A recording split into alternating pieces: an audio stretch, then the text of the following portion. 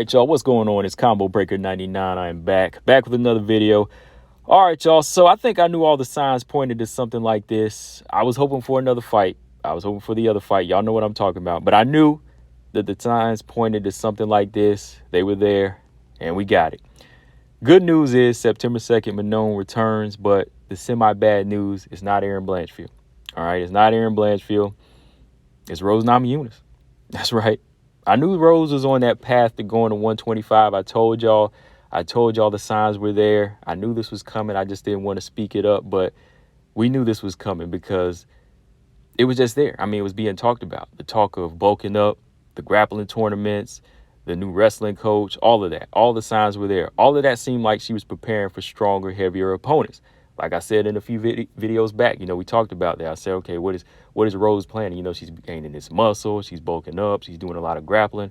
What's all this mean, right? Well, she's moving up to 125. Because, when you think about it, Rose already defeated Weili twice.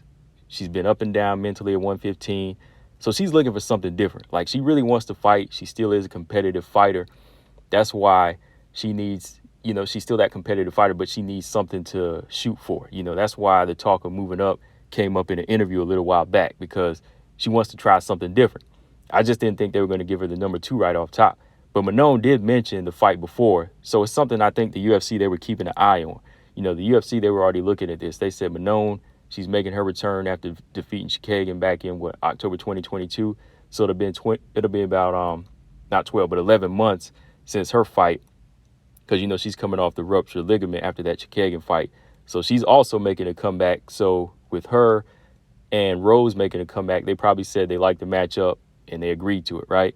Now, my thoughts, I'm sure this is where the UFC was already headed, all the way back whenever they did that one interview with Rose Namajunas and the 125 talk came up, because, that just seemed like something that, she was already headed towards, because, when she was talking about, putting on the weight and wanting a new challenge, right? So I think that the fight was already being offered around, and I think Manon had interest in it, but at least Manon did change directions and she went for Erin. Erin acknowledged, but Erin kind of showed more interest in an opinion fight, so maybe they didn't like it, which to me was silly. To me, that was silly. I think they should have just went on and, locked in that fight, Manon and Erin, because it made more sense. They are two of the legit top flyweights, so make that fight, right? I mean, the fight, to me, it still makes sense. That's why I'm like, why didn't they just execute that? But I guess with the layoff of Rose, having been out 19 months and Manon been out 11 months, they just felt like, okay, we're going to match them up style-wise. We think this is going to be, a better fight for them, right? So my thoughts on this fight style-wise, it's going to be interesting to see how Rose moves at 125. It really is. I think she even knows that she won't be as quick, so she's preparing for the infighting, the clinches, and getting tighter on the wrestling. She's been gaining a lot of grappling experience with some okay success. She was finished quick by G-Rob in a Fury grappling tournament. She got a bronze medal at the ADCC Open, so she's working.